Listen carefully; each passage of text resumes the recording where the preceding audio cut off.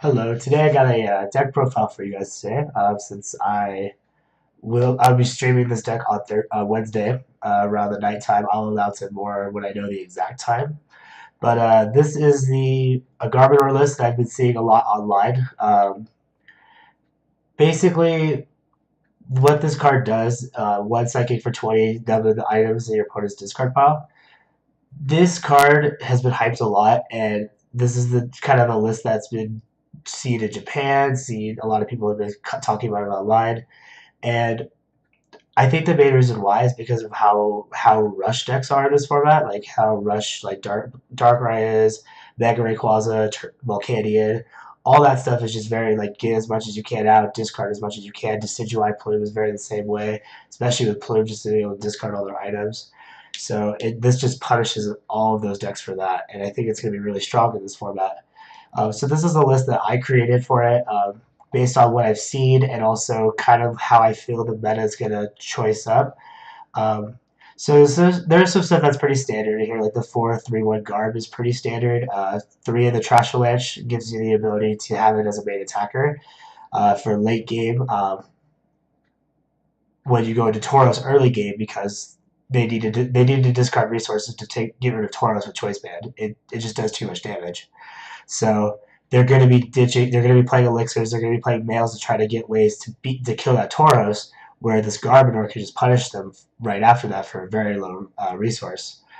The other card, like 3 Tapu Leles, is very standard in this too. It gives you a little bit of consistency boost. It gives you a good GX attack if you can, since you do play the psychics. If you do end up need the healing, which you might, but who knows. Uh, and also kind of a neutral attacker. One Shaymin, it's the 3-1 split's kind of normal in this deck because this just plays a lot of techie supporters that Tapu Lele can search out, whereas the Shaymin, it just in the niche situation that you need to draw more cards. 2 Tauros is standard. I've seen 3 before. I think 2 is okay, especially with how much recovery you play. Since this plays 2 Stretcher, 1 Super Rod, also kind of standard. I think that the 2 Tauros is fine with that. The big reason I think you can see to play 3 is if you want to start with it, which is big, it makes sense. But I think that ultimately I kind of like Drampa as a starter too in this deck. And 1 for 20 discard a special, 3 for 80 if they have if your bench has any damage, it does 150. Choice Band does 180, and then the shuffle your hand and draw 10. I think this card is going to be good in this deck because it gives you the out to Tauros. Like if you play against Mirror Match, they Tauros you early game. You could just bring up Drampa. Don't attach Choice Band to it because you're only doing 20. Discard their special. They have to attach another one to attack with it. Discard their special, and you just keep the trade going because they can't knock you out with the Rage or the Mad Bull because you're only doing 20. So I think that this could be really strong against that early game, and then there's not really much they can do to react to that. And as well as this isn't really hard to get out either. Um, I think it just kind of depends on if you start with it, they hit you for 90, then you discard, then they can one shot you. Um, that's why I kind of ended up ultimately playing the second one because I think this deck will be ultimately pretty popular, especially in the beginning of testing. But again, who knows? We'll see. We'll see how that plays out. Um, why does this have 61? Oh, because I tried to add another one. Um, there's other stuff in here that's very standard as well. The two rescue stretcher, 1 super rod. The big reasoning for that is the 2 rescue stretcher. You can, if they try to kill your ability locking Garb, you can just rescue stretcher for a back and evolve it, just to make sure that abilities are gone. The other reasoning is like you can also get like a 1/1 Garb back in like a Tapu Lele to get the supporter you need, or even just like if you need a Lele to get something out for game, you can get it from your discard pile. It gives you a lot of options that way. And then the super rod is helping get energies back, and then also like shuffling pretty much a 1/1 Garb line half the time, or like a Drampa, double Tauros, or stuff like that. You know, who knows? All very very potential. It does clog up the deck a little bit at 3 recovery supporters or recovery cards, so we'll see how that. But I have seen this is kind of the standard, so I think it'll be okay, but we'll see. 2 Field Blower, card's really good, just discarding tools and stadiums. The big appeal for this card is basically just getting rid of Fighting Fury Belts, because Fighting Fury Belts is an item, or Fighting Fairy Ball or Choice Band rather, or even Floatstones. Basically, you discard those items and it powers up Garb. That's really strong. So that's good for it. And also, like, let's say if you do need to play a Lele that turn and they have a Garbodor out, you can just ditch out the Floatstone. Or if you're playing against like something in a parallel, you can just ditch the parallel. This doesn't play stadiums, so that's kind of the only way of knocking out stadiums. So we'll see if that affects the deck or not, but I have a feeling it might not. It just kind of depends. Um, 2 Lysander 3N, pretty standard as well. You just want to make sure that you have the Lysander for game. When you have it, it's not prized. Or if you have one discard, you can VS Seeker for it, or you can Lele for it if there's one in the discard, stuff like that.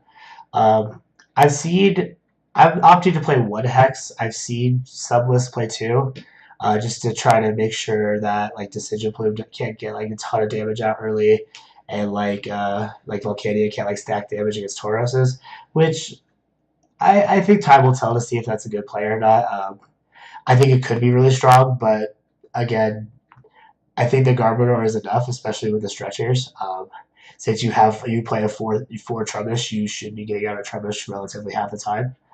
Especially with cards like Fan Club that you could Tapu Lele for turn 1. You get double Trubbish with that. It's strong. I think you don't need it as much, but I could be wrong. I could be very wrong. The Digiboy is really niche in here. So like, let's say you are doing the Drampa strategy and like they just swing a Tauros, you can Digiboy it to a Tauros and then just range them for the knockout, or you can Digiboy it to a Trubbish that evolve and then just one shot something, or even like if you have 4 energy something, doing it to a Lele, just X balling for, or whatever his attack is, energy driving for like 100 damage or something like that. Basically, it just gives you a lot of options, so that way nothing's stuck in the active. 4 Sycamore, again, very, very, very standard. 3 Choice Band, 4 Floatstone. I think 4 Floatstone is something that I think that I've seen some lists play it. I think it's kind of the norm, I think.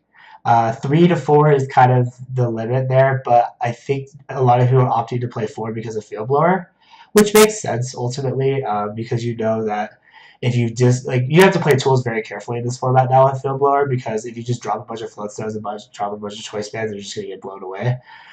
So I think playing 4 and also playing them wisely will make sure that you have them for late game if you need it.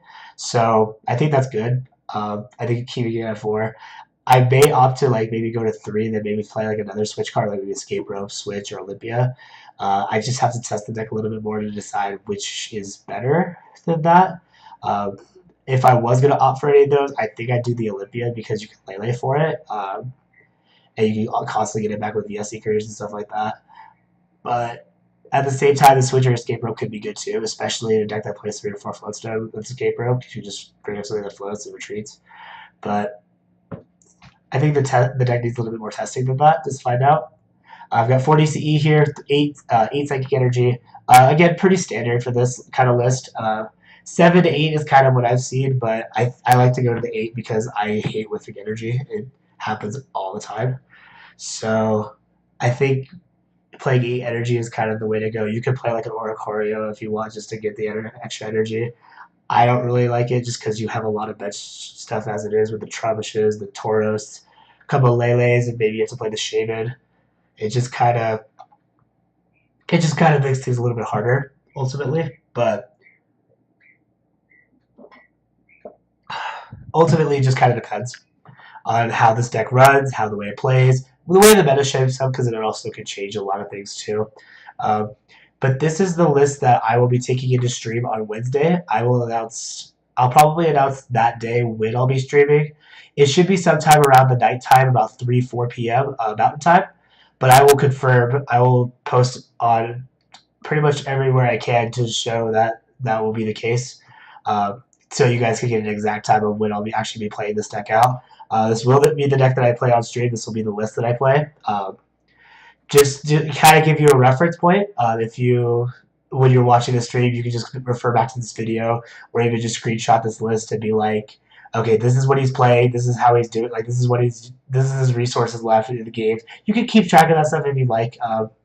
I think that's kind of a good way to do it. But I just wanted to give you guys something before my first stream, just to kind of show you a what I plan on playing, and b what I've been thinking. The first deck that I've been thinking about testing for this event for internationals. So thank you all for watching. I've got handles.